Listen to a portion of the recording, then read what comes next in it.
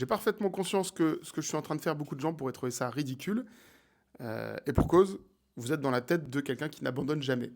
Alors que ce que je suis en train de faire, précisément, 100% ou 99% des gens auraient abandonné au vu des résultats que j'ai en ce moment. On est sur ma chaîne secondaire. Bienvenue si tu ne me connais pas, je m'appelle Constantin. J'ai une chaîne YouTube où j'ai 120 000 abonnés. J'ai mon compte Insta où j'ai 35 000 abonnés.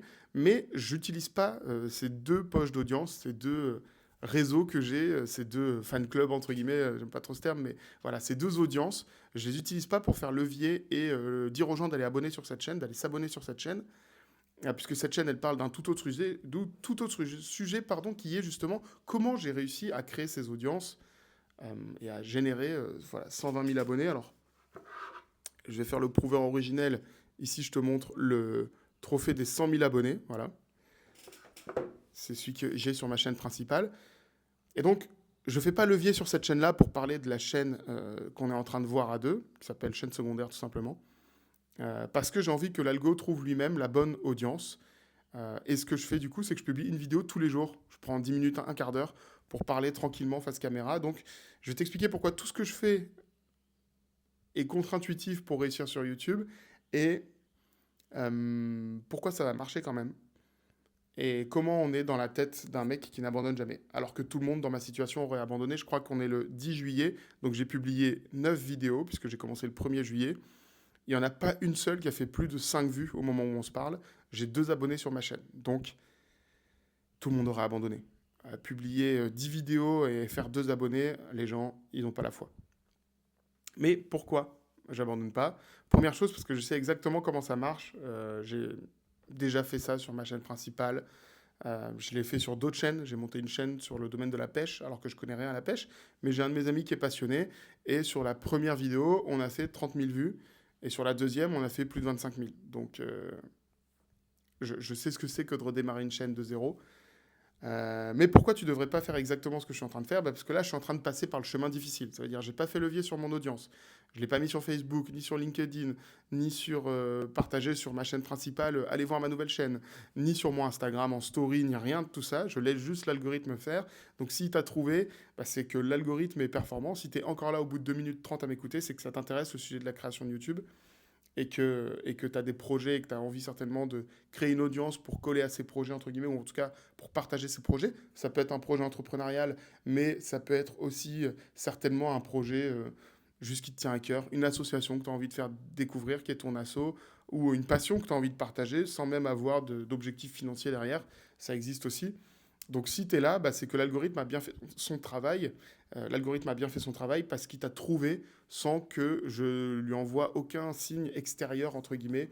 Je lui envoie aucune audience et petit à petit, il arrive à saisir qui est l'audience pour ce type de vidéo. Et donc, j'abandonne pas parce que même au bout de 10 vidéos, alors pourquoi les 10 vidéos n'ont pas fonctionné? C'est très simple, c'est parce que j'utilise déjà ce chemin compliqué. Surtout, tu as vu que j'ai pas fait de miniature, alors que je sais exactement comment faire une miniature. Sinon, j'aurais jamais eu ce trophée de 100 000 abonnés. Donc je sais exactement comment faire une miniature, je sais exactement quels sont les bons titres à mettre, je sais comment faire un montage dynamique, quelle est la structure de vidéo à adopter pour aller faire des vues. J'ai fait des vidéos qui ont fait 600 000, 500 000, 400 000, 300 000 vues plein de fois. Mais je ne fais pas ça sur cette chaîne parce que je suis persuadé qu'il y a des gens pour qui bah, un contenu un peu plus naturel, ça fait pas de mal. À l'heure où toutes les vidéos te crient dessus, où il y a beaucoup de montage, où c'est très dynamique, où on fait des concepts, genre gagne 1 million d'euros si tu te fais écraser par un train, etc.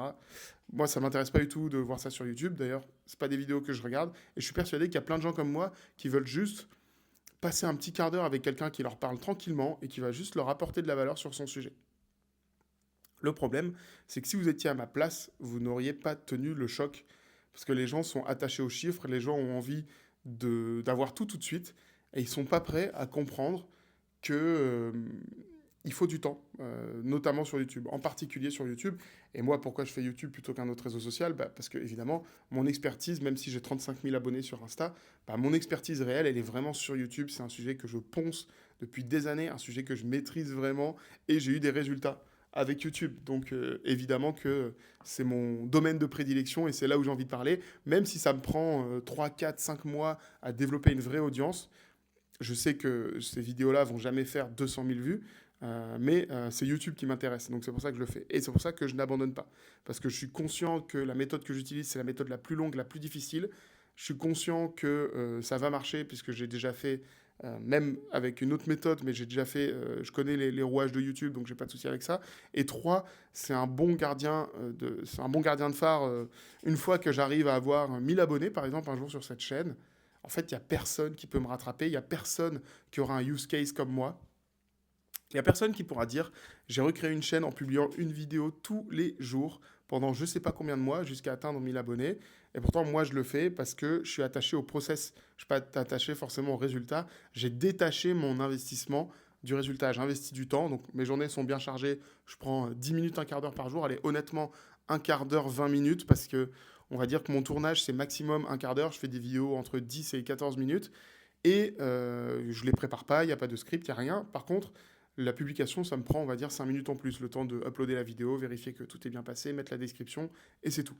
Donc, j'investis 20 minutes par jour euh, dans un truc qui va payer dans très longtemps, mais je le fais parce que vous êtes dans la tête d'un mec qui n'abandonne jamais. Et d'ailleurs, si tu es encore là au bout de 6 minutes de vidéo, bah, c'est que ce sujet de la création de contenu, de la création de marque personnelle, personal branding, de générer une audience sur YouTube, une audience qualifiée, pas forcément pour faire le YouTuber, quoique ça peut être aussi... Enfin, je vais donner plein de conseils dans ce sens-là, parce qu'au final, moi, j'ai plutôt aujourd'hui une chaîne avec une grosse audience.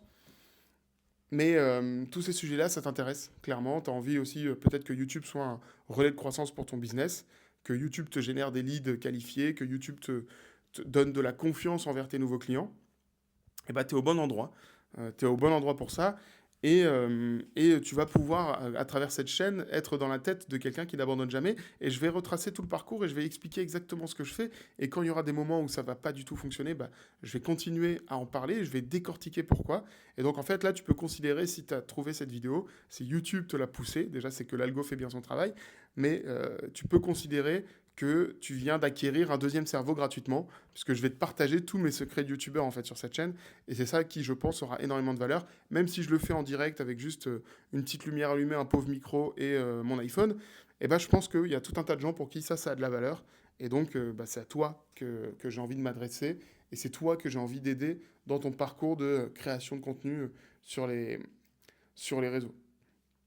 Donc voilà, dernière chose, je pense qu'il y a beaucoup de gens qui ne feraient pas ce que je fais parce qu'ils ont peur aussi du regard des autres. Ils ont peur de ouais, mais si je fais des vidéos et que je fais pas beaucoup de vues, je vais me taper la honte, etc. Mais justement, il y a une contradiction énorme dans cette phrase parce que j'entends beaucoup cette phrase. Ouais, j'aimerais trop faire des vidéos YouTube, mais j'ai peur que ça floppe, j'ai peur de pas faire de vues et j'ai peur que ce soit la honte. Mais tant mieux, si tu fais pas de vues, bah, personne le voit et puis c'est tout. Il y a pas de voilà, il y a pas tes proches, ils vont pas venir te voir en disant ah putain j'ai vu ta vidéo, elle a fait 50 vues, sauf si tu leur envoies la vidéo, ce qui est une grave erreur.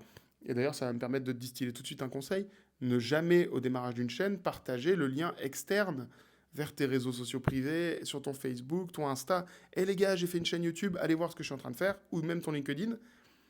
Sauf si ton LinkedIn c'est principalement des relations très professionnelles et t'as pas du tout d'entourage là-dedans, mais dans tes réseaux sociaux, tu as forcément de l'entourage.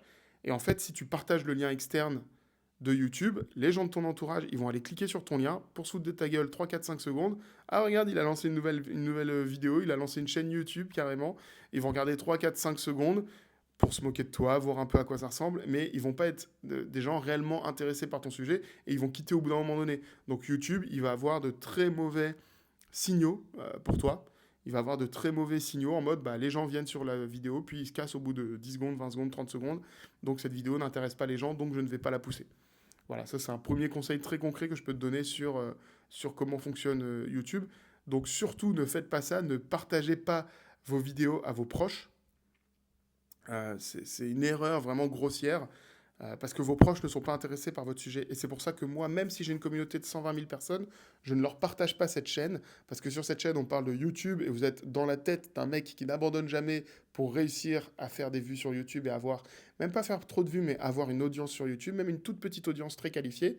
Et ben, ça sert à rien que j'aille le partager aux 120 000 personnes qui me suivent sur ma chaîne où je parle d'automobile. Parce que YouTube, c'est pas leur sujet, c'est pas leur truc, c'est pas leur, voilà, ils n'ont pas un intérêt forcément dans YouTube. Donc, à part juste pour aller voir, ah tiens, il a fait une nouvelle chaîne, je vais aller voir, je vais être curieux, il n'y a aucun intérêt.